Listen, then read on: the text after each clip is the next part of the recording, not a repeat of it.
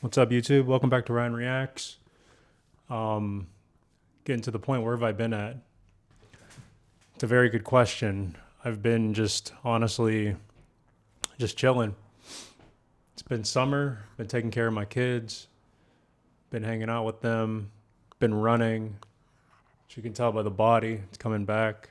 Haven't lifted all summer though. Haven't even been to a gym like the entire summer.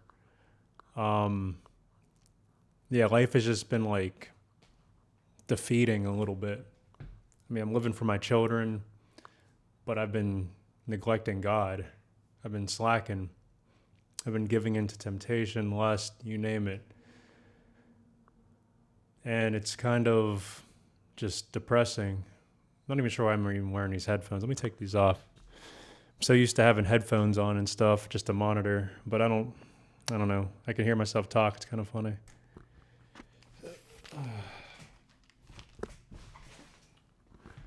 There we go. Yeah, so basically, none of this is scripted or anything.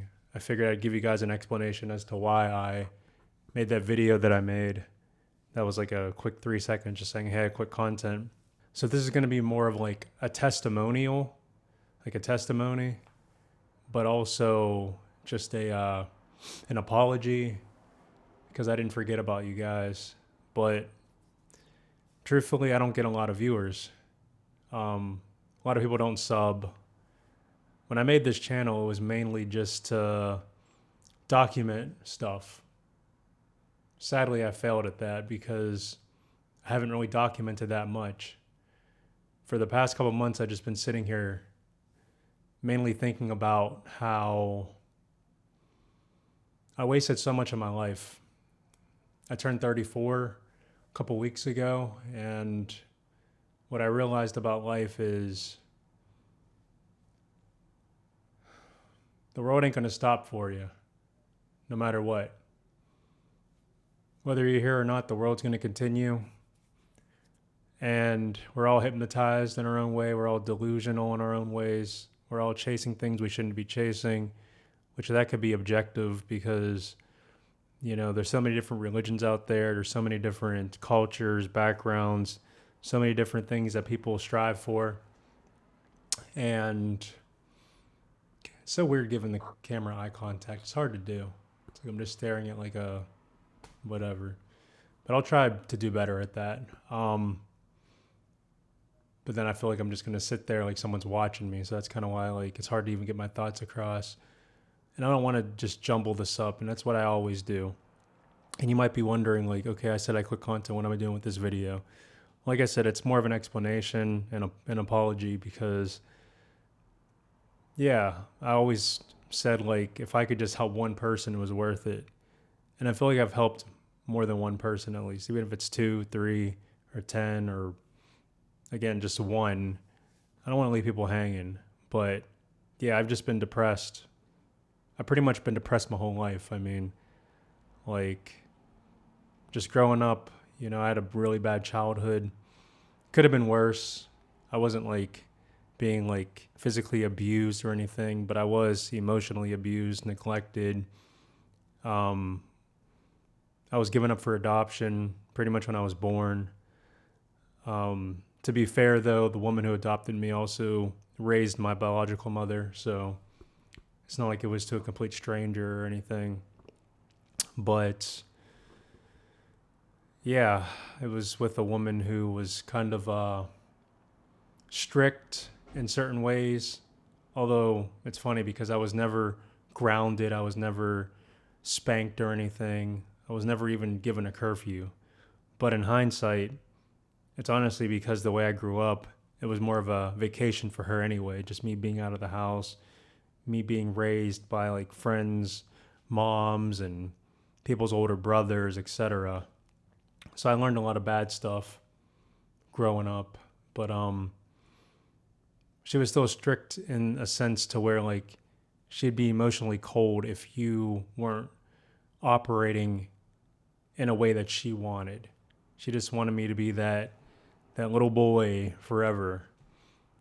And kind of like now how I'm in my 30s and I'm looking at like Gen Zers, Gen Alphas, or whatever, and the stuff that they're actually like striving towards, their culture, what they wear and stuff.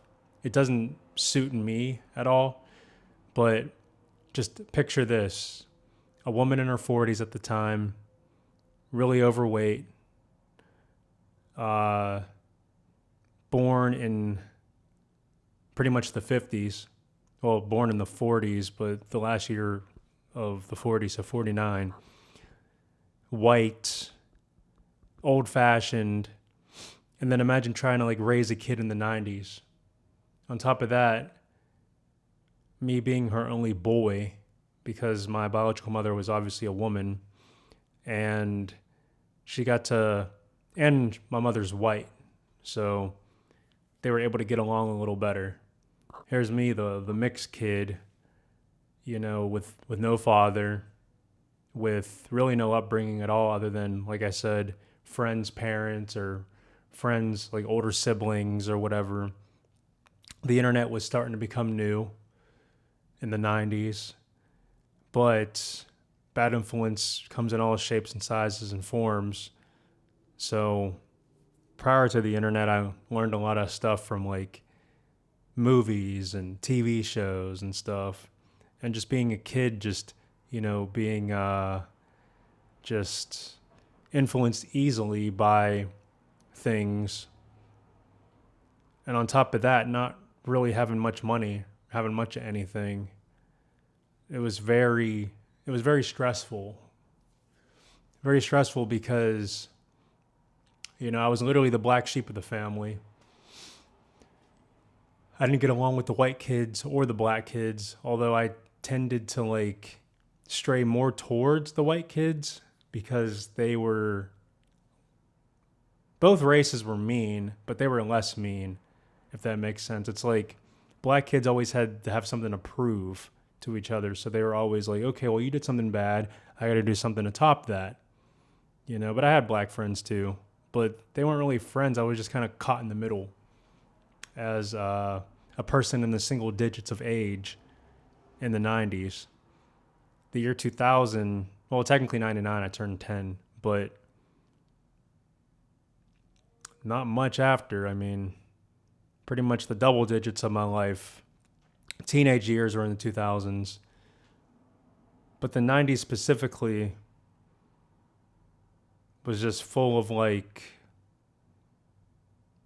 just agony, anguish, because I knew from a young age that I wasn't wanted, My birth mother, she was just young, on drugs, prostituting, getting into arguments with our mother, because we both shared the same adopted mother. My biological mother got the younger half. I got the older half. Filming this in 120 frames, which is kind of cool. Shouldn't be doing that. Whatever. Like everything's like super cool. Love this camera. But no. So I got the older half of my adopted mother because, that's just how time worked. And then my adopted mother, she wasn't raised right either. Her mother, who ended up passing away in 2003, her mother had another child like 20 years later from a different guy. So my adopted mother also pretty much raised her sister, my aunt or whatever, who was 20 years younger. But see, like I said, Linda, her name is Linda. Linda was really severely obese, really overweight, with health problems. And then her sister, which I won't name anyone else's name, but well, in this context, like family of whatever or lack thereof, she was treated a lot better because her sister was in better shape. She ended up marrying somebody really young. I don't mean the husband was young, but she was young when she met this guy.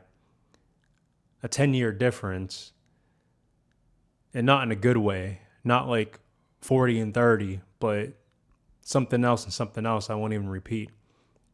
But anyway, he had money, decent family, decent upbringing, whatever. A lot of the type of stuff happened in the in the 80s and 70s and stuff like that, where like an adult will get with like a teenager and marry them and whatever, you know. Not, I mean, it's not good, but I'm not going to judge it only because it was so long ago. Doesn't excuse it, but I mean, they're in their 50s, 60s, you know, right now. So they already had their lifetime. They have kids and grandkids. Whatever. That's what I mean by I'm not going to judge it, because it wasn't like, you know, he was just out creeping on young people and boom, boom, boom, you know. I don't condone it. I'm just saying, like, it's family, and I get stuff happens. I can't change it. So anyway, Linda was treated a lot worse. Wasn't even loved as much as her sister. So she was always bitter. Linda never really had a child to herself besides me, because when she had her child biologically, he passed away at birth. So she's depressed from that. She lost her brother in a motorcycle accident, and he was only 21. She lost her dad. I think, yeah, she lost her husband too. So she had it in the ringer. And the crazy thing about it is, despite all that, despite her loss and family and everything, she took me in.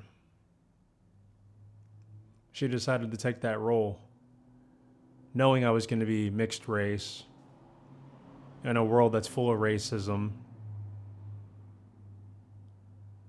knowing that she raised my biological mother, who put her through the ringer and rebelled, got pregnant when she was young.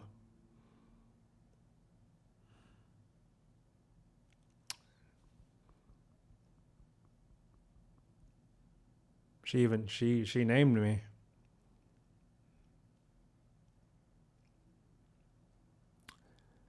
And I'm sharing all this with you guys because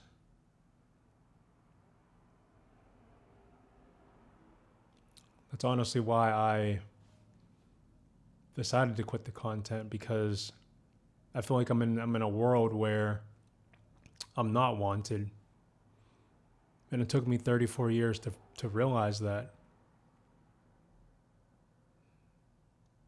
I was never wanted. At least not here.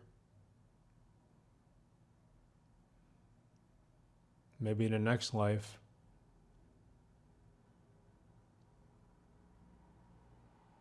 But even then, the way I'm growing up and living, I ain't gonna be wanted in the pearly gates either. So my entire existence would just be based on not being wanted.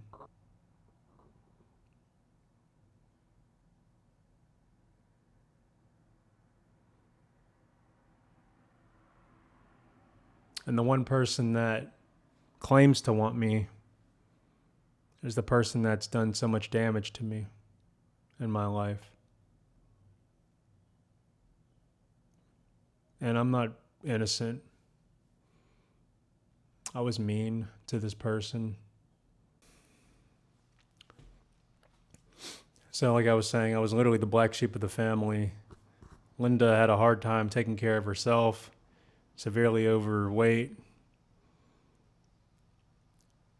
I remember there was a time where she would drive around. She worked as a like an aide for elderly people. Even with her disabilities, she was able to help old people, like changing their diapers, pretty much being a caregiver. And but her health started to like really deteriorate, so she got herself on disability. There was a time where her car ended up getting stolen, and at that point that was her last vehicle she ever owned. It was around like 2000, 2001 is when her car got stolen. And then shortly after that, I ended up going to the dentist, and she ended up like having a stroke. She ended up falling, and from that point it was hard for her to even walk. So she was in a wheelchair from that point when I was 11 years old until she died when I was 23. But what I learned from her was don't judge somebody based on how they're treating you that particular day, because you don't know what a person has been through.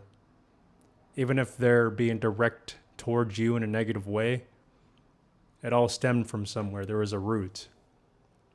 I didn't see that at the time because I didn't have any reference point.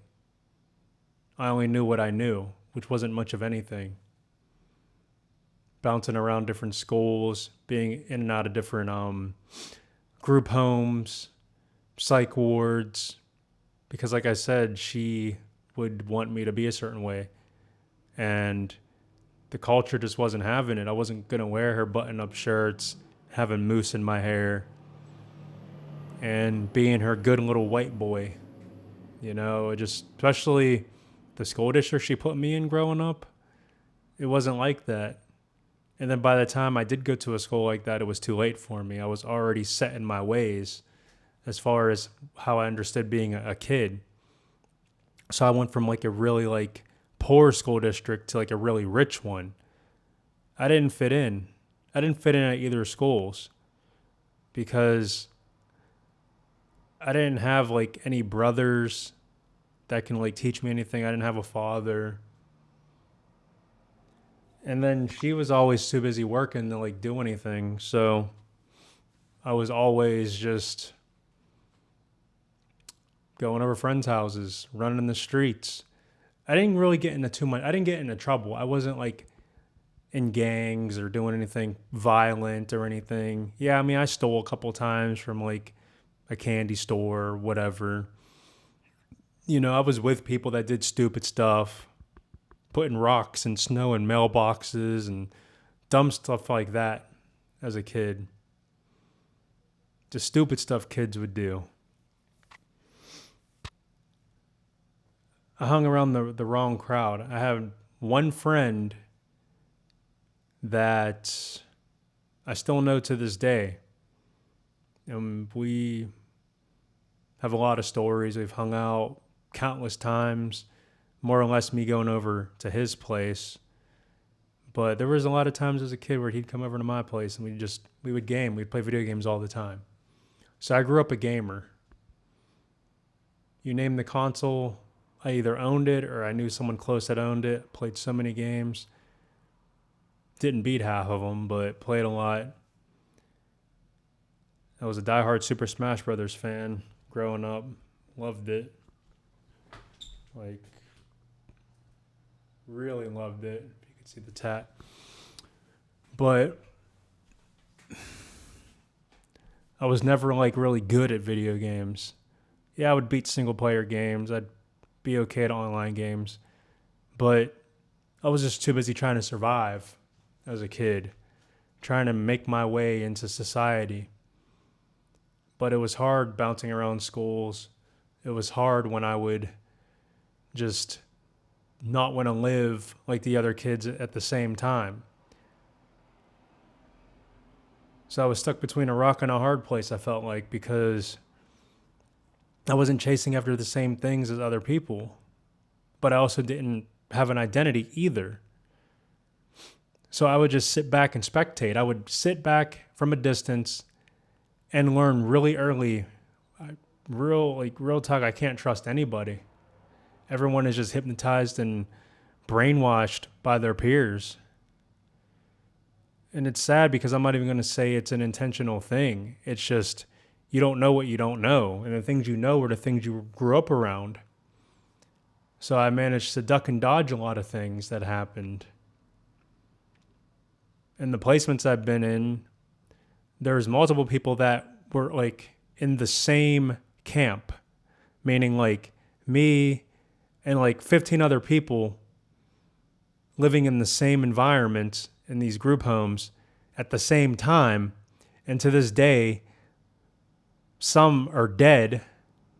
And it wasn't like, I went to 3 different placements, a guy died in this one. No, I'm talking in the same. It's like if I had 5 people in this room and 3 of them died. Or like not at the same time died, but like they're dead now. So there's 2 people that are dead. And then one that's in prison pretty much for life. He raped somebody, lured a girl to the woods, broke into people's freaking houses or something. He's in prison right now. And then another one may have just gotten out a couple years ago. So 1, 2, so that's 2 people that are dead. And then 2 people that, well, the one's in for life and the other one had like a 10-year stretch for kidnapping somebody. And that's just the ones I know. I didn't keep up with all of them. So who knows? There might be more that are dead. And that's just one placement. Now there's other placements too, where a lot of crazy stuff has happened. But yeah, I didn't grow up listening to rap music. I grew up listening to rock. But 90% of the people in the dozens of different group homes, shelters, hospitals that I've been in liked rap. Like the one main mental hospital that I was in like over 10 times. True story. Well, stories rather. They would have MTV on. And it would just be rap music, hip hop, R&B, whatever, all the time. The staff members were kind of shady. So like we go to these places for help, which I don't think I even needed help. I just needed a better environment, a better upbringing. But people weren't getting help. It was just a bunch of people that had problems get together and then teach each other their problems. Oh, that might work. That might work. Oh, why didn't I think of that? And then they're building upon that because it's all politics. Again, like, oh, well, I'm bad. You're bad. Let's see who can be badder. Because if I catch you lacking and I check you, then it's going to make me look bad if I hang out with you. So we just got to all just keep being bad. And the staff members too, because they didn't want problems, so they just let anything slide. Unless it was something where like the law, or if it have affected them, like the one guy who got the 10-year stretch, he stole one of the vans that would like chaperone us to like different outings on the weekend to like go to the movies or to like go to Blockbuster, which was a thing back then. Technically, there's one Blockbuster left in the world, but we'd like rent a couple of movies, get some candy, maybe order some pizza on the weekend if we were good all week. He stole one of the vans and crashed it, got arrested, but he was a minor. Then they brought him back to the placement. Then he ended up stealing like $800 in cash off of a staff member. The staff member pretty much threatened to kill him if he wouldn't give it back, so he gave it back. He had it under one of the garbage cans to hide it because nobody would take the trash out really. Even the staff member, he was like, "Man, that's genius," but he was super mad. And people, they would get into fights. So like I said, I never felt wanted for real. I just felt like it was just one big joke, just a joke. And I was just a laughing stock. And that's just placements. I didn't get into any stories from like the schools I went to. But my main home outside of me living with Linda was this mall called Century 3 Mall. It should have closed in the late 2000s, 2009, 2010. No, I was a mall rat from 2006 to like 2012. The mall was severely dead around 2012, 2013, and it officially closed like 5 or 6 years ago. And now they're actually working on like demolishing it, blowing it up. Um, but that was my home because at that point, like I've been out on my own since I was 17. I was with a girl, 9 months, lived with her. I messed up, something I shouldn't have done, ended that relationship. Very stupid of me. Amber, if you're watching this, I'm sorry.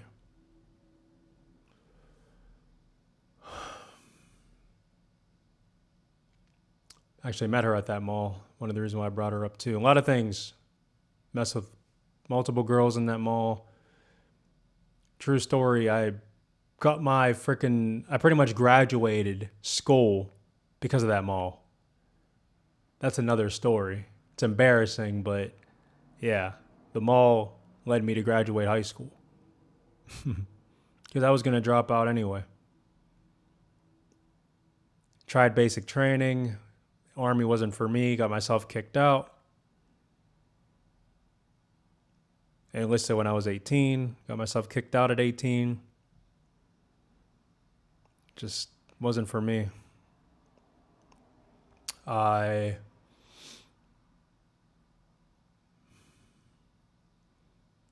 have 3 kids.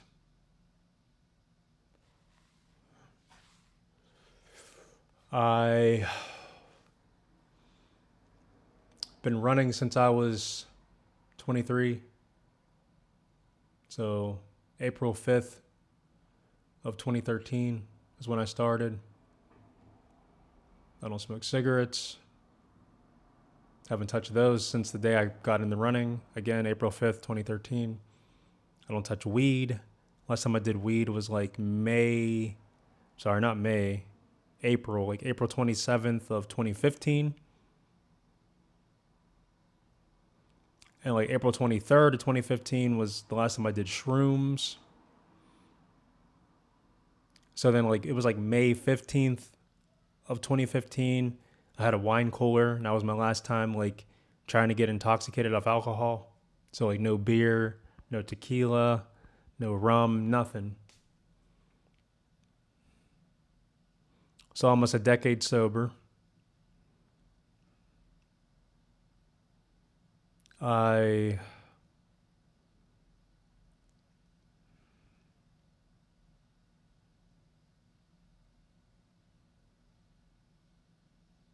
been married and divorced, which is a whole nother topic, another video for another day. Biblically, I can't remarry. I'm single until my covenant spouse dies, which isn't, I'll probably die first. Although I'm in better shape, but it doesn't matter. Only the good die young. And I'll probably die the same day. And I know I don't wish death upon her or anybody. But, and I'm not saying but it's like, but it'd be nice to find a loophole. People that are going to verse Matthew and say, oh, saving for the cause of fornication. Not how that works. The divorce part, God hates divorce, but that's not what the issue is. It doesn't say, and you can remarry. No.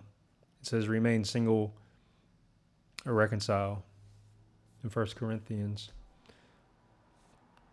So I'm lonely in that regard. I can't just cut my hair off, look more masculine, although that's another topic too.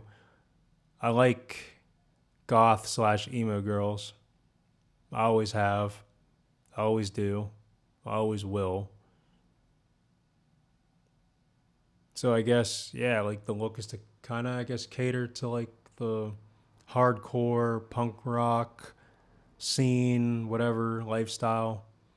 But my belief system doesn't line up with that because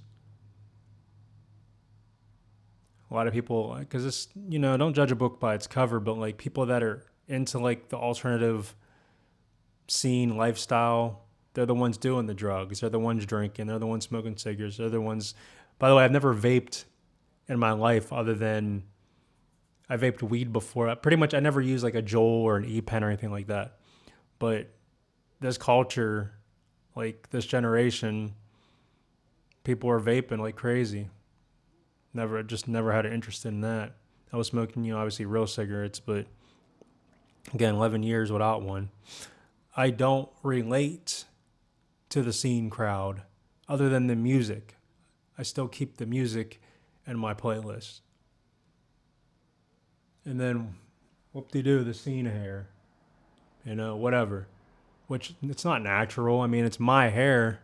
I've been growing it for some years now. This is the third time I've done this. But I got to flat iron it, and I got to maintain it. I got to go to salons. I got to get the dead ends cut. I got to wash and condition it all the time. I can't run my races with this hair. It's gonna poof up. So I guess it's more like a character anymore, but it kind of matches my life. The whole emo look, whatever. I go on Omegle or Omi TV or whatever video roulette app, and the first thing is, "Are you emo?" I guess I am. Yeah, I'm emotional. I'm depressed. I'm always gonna be alone. And this isn't like, that's the thing, like, see, people that aren't emo or whatever, they come online telling people about their problems because they want like some type of sympathy or they want some type of like, attention. I'm so used to this and it's so normal to me that I'm not saying it for attention. I'm not saying it for like, oh no, the sky's falling, the world's ending, please save me. Although, yeah, it would be nice to be saved through the blood of Jesus Christ. But please save me. Please find me a way out of this agony, this depressing, lonely agony. That's not what I'm doing because I already accept it. I accept my fate in this reality. I accept that I'm always going to be alone. I haven't even scratched the surface yet. But, well, I kind of did when I talked about like watching other people from a distance. I can't trust anybody. I can trust certain people with certain things. Like, can I trust you holding $1? Can I trust you holding 5? How about 50? How about 500? How about 5,000? See how the line changes and then the people start to like get removed. Like if I had 100 people, I could trust 90 of them with $1. Probably less than that, but still maybe 60 of them with $5, probably less than that. So getting up to 5,000, 0. I could trust one person. And that's only if they don't screw up and put themselves in a situation where, then again, they wouldn't need 5,000 from me in the first place, unless they did screw up. And if they did screw up, I wouldn't expect it back, not in a timely manner, if ever. So do you see my point? I can't trust, and yeah, I'm putting all my business out there for the internet to, whatever, it's my life. But like, I can't trust people in a direct level, like a direct personal level. I can't do it. At all. Like, I've been cheated on. I've cheated. Therefore, I know what it's like on both ends. I can't trust anybody because I can't trust myself. I could trust myself in certain aspects, but even then, like for the most part, everyone has a price. And it doesn't mean I'm willing to have a price on everything. I don't have a price for everything though. But everyone has a price for certain things. And then even if someone's genuine today, tomorrow, the next day, who knows? 1 week from now, their mind might change. You might not have a price today, but in cause of desperation, you might. Or when your mind changes in 2 months or a year. So that's something I learned, to not take anything for granted, but also to not put your eggs in one basket, but to also not rely on other people for your happiness, because 9 times out of 10, they're going to let you down. People are going to let you down. People are going to take advantage of you. So if you stop giving enough, then no one can take advantage of you because you don't care. You don't have anything to lose. Now, people might say, well, if you don't have anything to lose, you could be taken advantage of because you're willing to do more. But if you don't strive for anything, then nobody can use you because you have nothing that you're not going to provide anything that they're looking for. And they're not going to waste their time on someone who doesn't have anything to offer them. They're going to jump to the next sucker. You know? They're going to jump to the next sucker.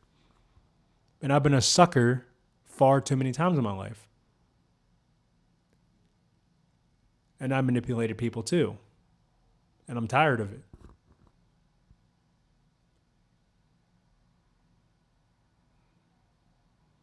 I mean, my own biological mother gave me up. She was in my life though too. Off and on, whenever they would fight, she'd throw her out. A couple years later, after I was born, she ended up having twins, not identical twins. And then 2 years after that, another child. And then 2 years after that, another child that she gave. So she gave up. She gave me up, and then she gave the youngest one up. And she also had an abortion, apparently.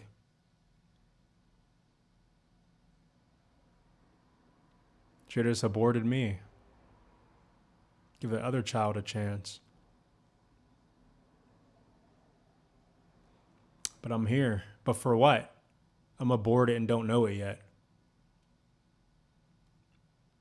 I can't make a difference in people's lives because I don't trust anyone to actually, and I don't like myself. And because I don't like myself, I can't operate with confidence. I can't. I don't care how much I run and exercise and try to take care of myself. That's because I don't want to feel like crap. But I still feel like crap. I might not feel like crap, but I feel like crap. So growing up, people would always fight with each other. But then they're friends one minute. And then they're fighting with each other.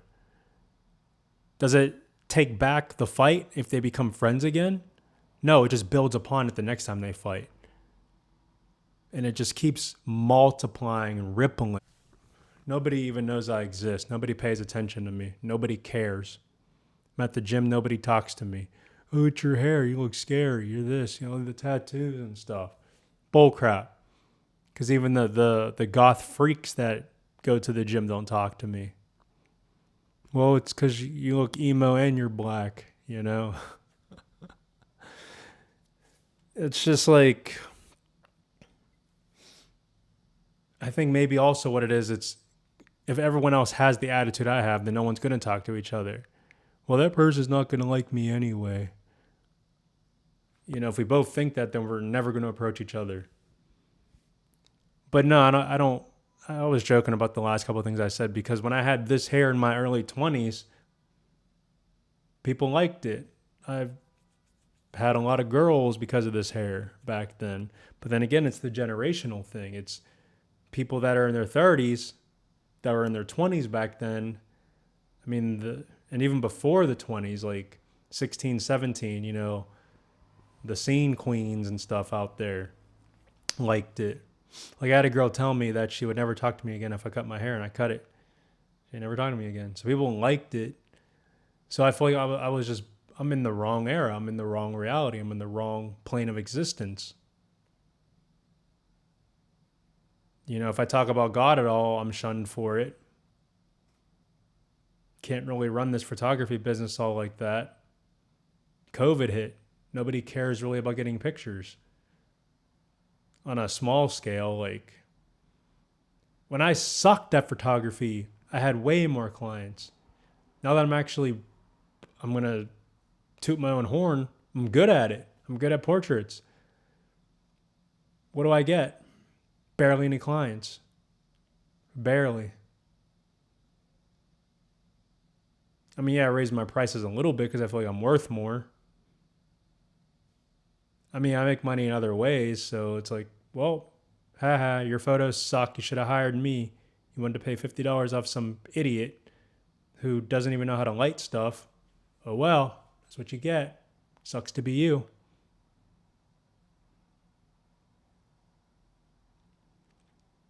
And then, like, there's more to life than photography. And again, I don't trust people anyway. So, like, I don't want to, like, network. I don't want to go places and meet with people because people just don't care. I have to be a certain way for people to care. I got to be an a-hole. I got to start swearing, and I got to start like going to the bar and talking stupid, and then yeah, chasing women and just chasing money all the time, and then getting more. I mean, I have fancy stuff, but getting even more fancier stuff, you know. And then like offer to like pay for girls for like dates, and no, I'm not. I can't remarry anyway. I'm stuck, people. I'm stuck, and my ex doesn't care. She does whatever she wants because she doesn't care about her salvation. She doesn't care about her soul. She doesn't care about this life other than the instant gratification. But however you can feel good, and I'm not innocent either, because again, I give into temptation too. So it's like my old friend made this analogy up, but I'm sure he got it from someone. But it's like he was like, I'm trying to save people from falling off a cliff, but I'm falling off right with them. That hit when he said that. I'm like, dang.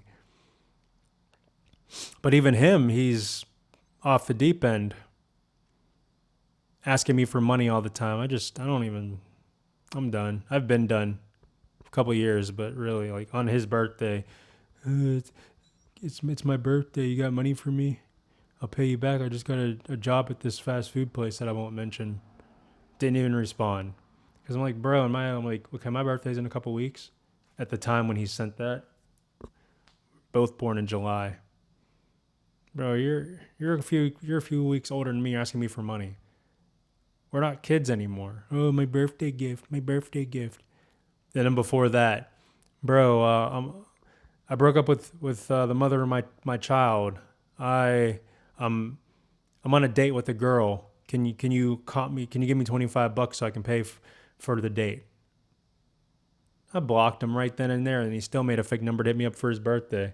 That was like 5, 6. I was like, yeah, like 4 or 5 months ago when he hit me up for me to pay for his date. No, like, is she included? If I pay for the date, do I get something? It's a joke, but still, like, seriously, no. Got the high temp thing. It's gonna turn this off again. Still didn't scratch the surface, people. But this is part one. As always, may the Lord Jesus Christ bless you. Don't know if I'm gonna make content, although technically this is content, I guess. I don't know. Time will tell. But for now, stay in shape, people. And as always, may the Lord Jesus Christ bless you. Peace. Oh yeah, and if I offended anyone, I'm sorry, but it just this is unfiltered. It's raw. I'm sorry. I can't just be sugarcoating stuff. You don't like it, it must be true.